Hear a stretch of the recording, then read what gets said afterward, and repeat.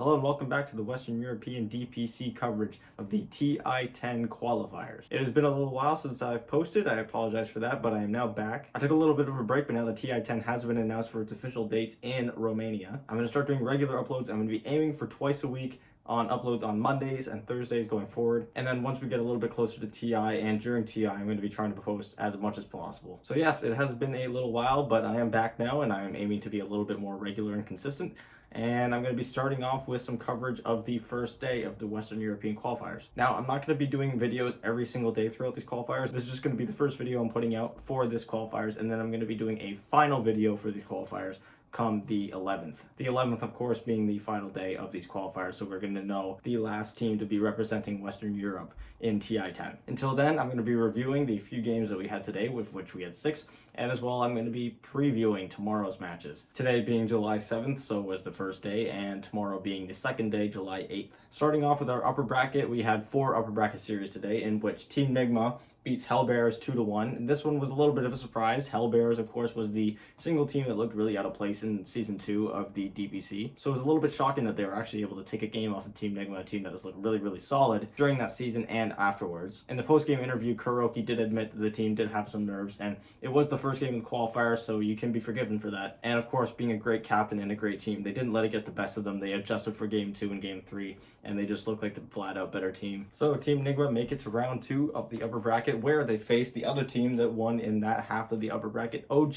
OG taking the series 2-1 against Viking GG, a very competitive series, but in the end, it just looked like Viking GG wasn't really adapting enough in their drafts, and OG really took advantage of that. OG dropping Game 1, but then making the right adjustments for Game 2 and 3, and they take that series, and they will face Team Nigma tomorrow. Next up, we had Tundra versus Bream. These two guys are probably the lesser known high quality teams of the Western European DPC, and they face off against one another, and Tundra takes that one 2-0. I don't really think anyone was expecting Bream to win this. I think Bream was a little bit overhyped because they were the only team to beat Alliance in the last season. However, other than that, their season was pretty mediocre, whereas Tundra was really competitive in every single series they played pretty much. So yes, Bream gets knocked down to the lower bracket, where they will be facing against Spider Pigs. Spider Pigs losing their series against Team Liquid in the upper bracket 2-1. Admittedly, that was a really competitive series when it probably shouldn't have been. I mean, Team Liquid looked really shaky, and after losing Game 1, going into Game 2, which was, by the way, if you have not watched Game 2 of this series, a super close and fun game to watch. I would really recommend it. Super back and forth, but in the end, Team Liquid ends up taking it, and then they end up taking the last one as well. I think it was a little bit of an outdraft, less so by Team Liquid, but it was more so just Spider Pigs not really drafting a conventional draft. It felt like they had really picked themselves a bunch of holes, and they just weren't able to fill it. And so yeah, despite looking a little bit shaky, Team Liquid does actually take this series, and they will play tomorrow against Tundra. Now looking at the lower bracket, we had 2 elimination series today, in which we had Chicken Fighters beating No Bounty Hunter 2-0. Wasn't really a highly anticipated series, both of these teams finishing near the bottom of Div 2, both of them actually finishing 6th and 7th respectively in that division. And then finally, we had Into the Breach beating Hippomaniacs 2-0. This one was really not a surprise. Hippomaniacs played 7 series in their division, and they only won 1 game. They played 15 individual games, and they only won 1 of them. Whereas Into the Breach looked like one of the more solid teams. They just weren't really being consistent with their victories, but they were always competitive. So Into the Breach takes this one pretty convincingly. I don't think a single game went past 30 minutes. They won both of them in 20-something minutes. So yes, the first 2 teams to be knocked out, No Bounty Hunter, who finished 6th place in Div 2,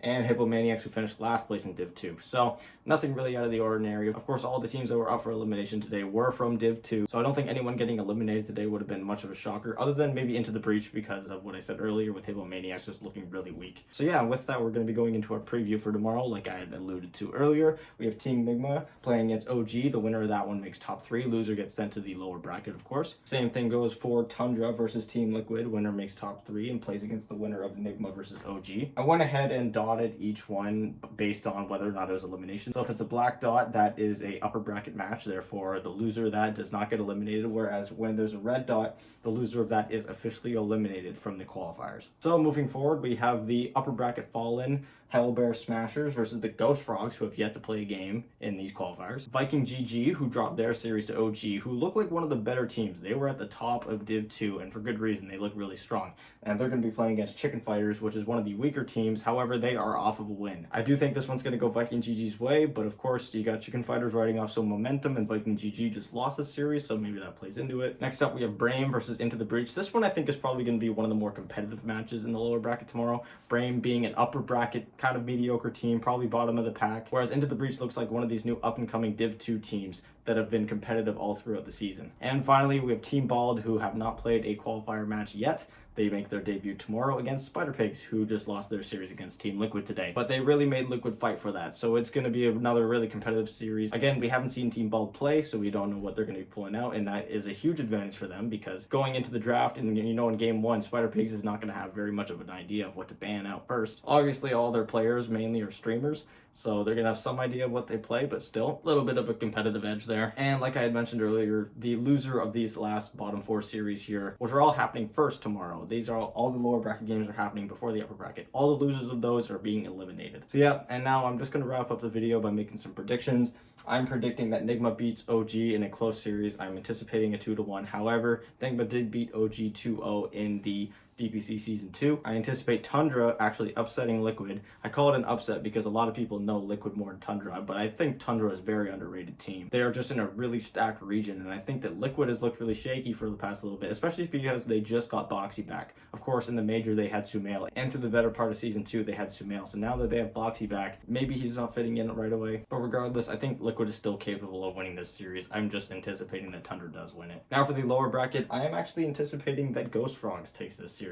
I think Hellbears looked really out of place in Div 1. Now, of course, they were playing against the best teams of the Western European region. However, they just did not look competitive at all. They were able to take game ones off of teams, but then they just were not able to make the correct adjustments to win an actual series. So I am going to predict that Ghost Frogs win that one 2-0, and Hellbears is going to win the game 1, but not win the series. Next up, we have Viking GG versus Chicken Fighters. I think this is going to be an easy win for Viking GG. Of course, like I was mentioning before, how Viking GG just lost their series and Chicken Fighters just won. I think Viking GG is just a really solid team that got relegated in the last season, and they've shown that they're very strong, as they are really competitive with OG today, which is a very known winner. Next up, we have Brain versus Into the Breach. I'm anticipating Into the Breach wins this one 2-1. Don't really have much else to say about that one. And then last but not least, we have Team Bald versus Spider Pigs. I think Spider Pigs is going to win this one.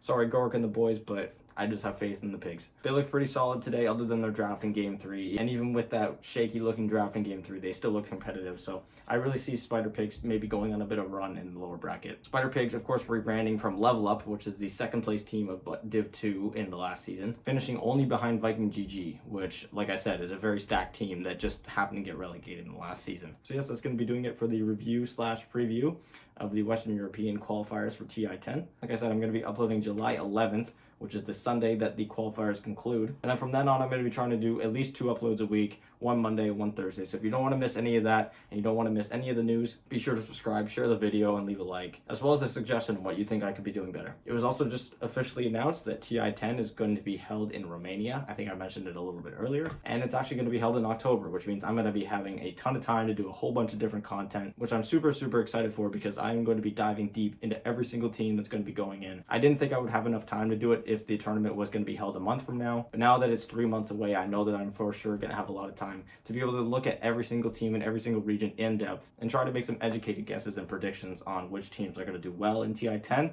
which ones are the dark horses to look out for, and which ones are maybe just overhyped that have been showing cracks in their foundation for a little while now that maybe might struggle on the main stage of TI10. But anyways, all that to come, so thank you guys so much for watching. Like I said, please be sure to subscribe and leave a like, and I will talk to you guys later.